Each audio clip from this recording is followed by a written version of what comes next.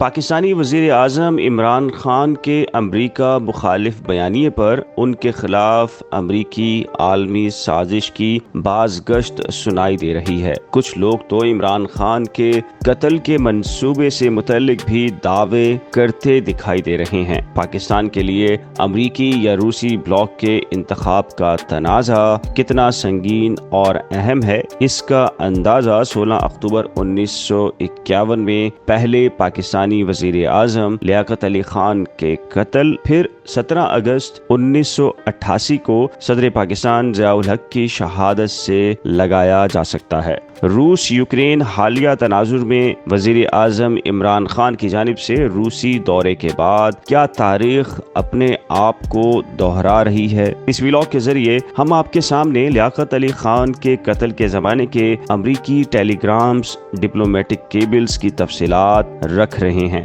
جیسا کہ پاکستانی وزیر اعظم عمران خان نے 27 مارچ 2022 کو ایک امریکی ڈپلومیٹک کیبل کو لہراتے ہوئے اپنی حکومت کے خلاف سازش کا الزام عائد کیا۔ امید ہے ان امریکی ٹیلی گرامز کو سن کر آپ کو امریکہ، پاکستان، روس سے متعلق بہت کچھ جاننے کو ملے گا۔ تو ناظرین، سب سے پہلے پیش خدمت ہے 7 ستمبر 1951 کو کراچی میں امریکی سفیر ایوا روان کی جانب سے امریکی وزیر خارجہ ایلچی سن کے نام بھیجا گیا ایک ٹیلی گرام، جس کا نمبر ہے 251، جس پر کانفیڈینشیل یعنی خفیہ کا لفظ تحریر ہے۔ ٹیلی گرام کے مطابق شام پاکستان کے وزیر خارجہ غلام محمد نے امریکی سفیر سے چائے پر ملاقات کی۔ غلام محمد نے واران سے درخواست کی کہ وہ حسب ذیل پیغام امریکی وزیر خارجہ تک پہنچا دیں، یعنی اگلے ہفتے ظفر اللہ خان واشنگٹن پہنچ رہے ہیں، ازراہ کرم ان سے ملاقات کر لیجئے۔ انہیں توقع ہے کہ آپ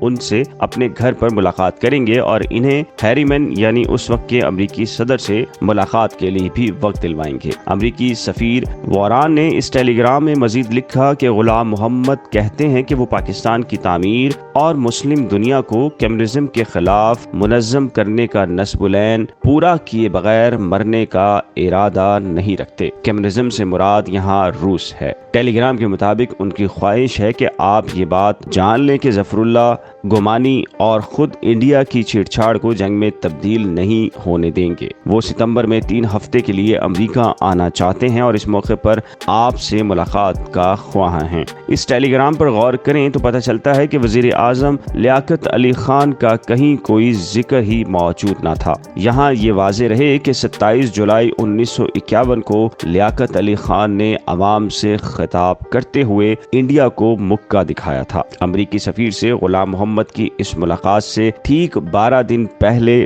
25 اگست 1951 کو لیاقت علی خان نے امریکی وزیر خارجہ کے نام ایک خط تحریر کیا تھا، جس میں پاکستان کے لیے دفاعی ساز و سامان کی درخواست کی گئی تھی۔ یہاں یہ بیان کرنا بھی ضروری ہے کہ اس خط کی اہمیت اتنی تھی کہ اسے ڈاک یا کسی ذریعے سے بھیجنے کے بجائے سیکرٹری خارجہ اکرام اللہ کے ہاتھ بھیجا جانا زیادہ محفوظ اور مناسب خیال کیا گیا تھا۔ مگر اتنا اہم خط جو ایک ملک کے وزیر اعظم نے ایک عالمی طاقت کے وزیر خارجہ کو تحریر کیا تھا، 2 ماہ کی غیر معمولی تاخیر کے بعد لیاقت علی خان کے قتل کے 2 دن بعد یعنی 18 اکتوبر 1951 کو امریکی وزیر خارجہ کو پہنچایا گیا۔ لیاقت علی خان کے قتل کے 8 روز بعد بھوپال سے شائع ہونے والے اردو روزنامہ ندی میں ایک مضمون شائع ہوا، جس میں سرخی تھی، کیا لیاقت علی خان کا قتل امریکہ کی گہری سازش کا نتیجہ ہے؟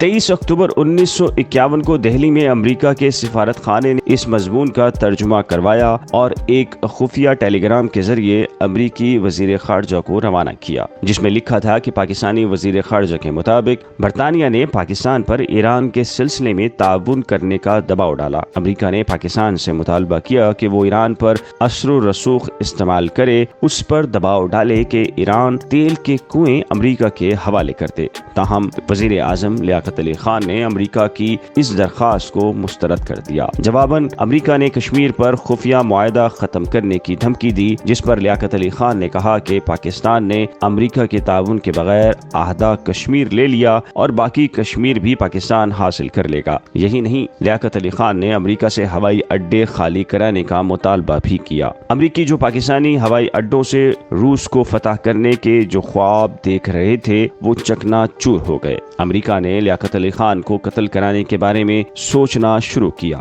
امریکہ چاہتا تھا قاتل مسلمان ہو تاکہ بین الاقوامی پیچیدگیاں دور کی جا سکے۔ امریکہ پاکستان میں کوئی باغی تلاش نہ کر سکا جیسا کہ وہ ایران عراق میں کامیاب رہا تھا۔ مضمون کے مطابق امریکی حکمران نے یہ ذمہ داری کابل کے امریکی سفارت خانے کو سونپی۔ سفارت خانے نے پشتون لیڈروں سے رابطہ کیا اور انہیں یقین دلایا کہ اگر لیاقت علی خان کو قتل کروا دیا جائے تو امریکہ 1952 تک پختونستان قائم کرا دے گا۔ پشتون لیڈروں نے سید اکبر کو قتل کی ترغیب دی اور اسے بھی موقع پر ہی قتل کرنے کا منصوبہ بنایا تاکہ سازش کا پتہ نہ چل سکے۔ امریکی حکومت کے لیاقت علی خان کے ساتھ اختلافات گراہم کی رپورٹ سے ظاہر ہوتے ہیں جو سپریم کورٹ میں پیش کی گئی۔ لیاقت علی خان کے جسم سے ملنے والے خالی کارتوس امریکی ساختہ تھیں جن کو امریکی حکام استعمال کرتے تھے اور وہ مارکیٹ میں عام طور پر دستیاب نہیں تھے۔ مضمون میں مزید لکھا گیا کہ جب گورنر جنرل خواجہ ناظم الدین نے بیگم رانا لیاقت علی خان کو ان کے شوہر کے قتل کی خبر سنائی اور ان سے تعزیت کی تو اس سے 3.5 منٹ پہلے امریکی سفیر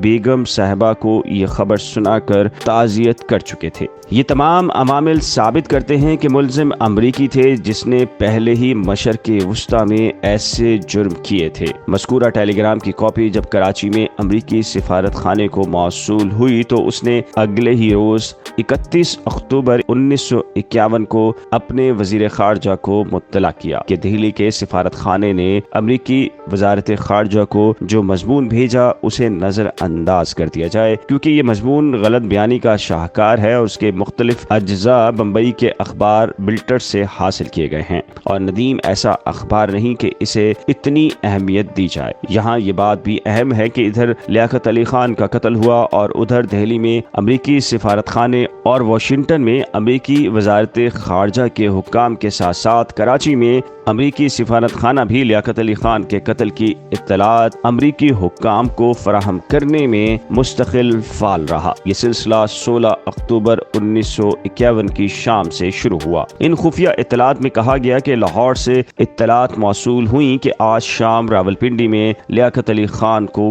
گولی مار دی گئی جہاں وہ مسلم سٹی لیگ کے جلسے سے خطاب کر رہے تھے۔ ان کے سینے میں 2 گولیاں لگیں۔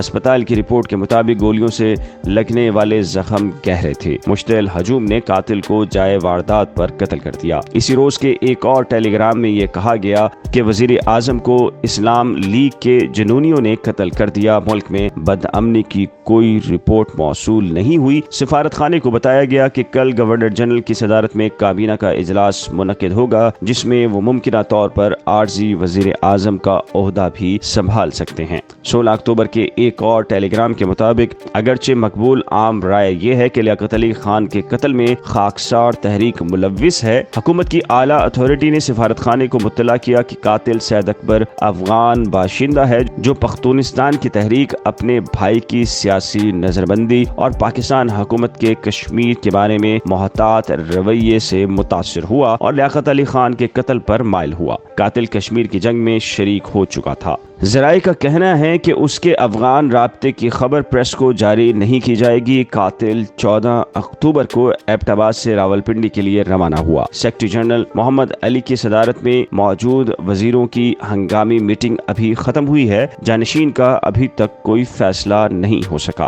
ناظرین، 17 اکتوبر 1951 کا ٹیلی گرام بڑی اہمیت کا حامل ہے۔ سفارت خار لکھتا ہے کہ میں نے ابھی غلام محمد وزیر خزانہ سے بات کی، اس نے آپ کو خیر سگالی کا پیغام بھجوایا۔ انہوں نے کہا کہ وہ لیاقت علی خان کی موت کے غم کو بڑے اچھے طریقے سے برداشت کر رہے ہیں اور اہم فیصلے کرنے کے بارے میں سوچ رہے ہیں جو ان کے گورنر جنرل کے منصب اور خواجہ نظام الدین کے वजारत उज़्मा के मनसब पर नामजदगी के बाद ज़रूरी होंगे। दोनों कल 4 बजे अपने ओहदों का हलफ उठा लेंगे। 19 अक्टूबर के टेलीग्राम में कहा गया कि पाकिस्तान की खुफिया एजेंसी के काबिल एतमाद ज़राए ने रिपोर्ट दी कि हुकूमत पाकिस्तान को पेशावर में अफगान कौंसलेट की सरगर्मियों का इल्म था, जिन्होंने हालिया दिनों में सैयद अकबर से कई बार राब्ते किए थे। नेशनल आर्काइव्स डिपार्टमेंट अमेरिका में अवाम की रसाई के लिए खोले जाने वाली इन दस्तावेजात में लियाकत अली खान के कत्ल के हवाले से महफूज किए और भी खतूत और टेलीग्राम्स मौजूद हैं, जिनका सिलसिला 23 अक्टूबर 1954 तक जारी रहा, जिनसे जाहिर होता है कि अमरीकी सिफारत खाना कराची और वजारत खारजा वाशिंगटन लियाकत अली खान के कत्ल पर गहरी दिलचस्पी रखते थे। उम्मीद है इस व्लॉग के जरिए आपको मुफीद मालूमात मिली होंगी। इस व्लॉग से मुतालिक अपनी कीमती राय नीचे दिए गए कमेंट सेक्शन में जरूर तहरीर कीजिए। नई खोज की हर नई वीडियो देखने के लिए नई खोज को सब्सक्राइब, वीडियो को शेयर, लाइक और बेल आइकन को लाजिम प्रेस करें।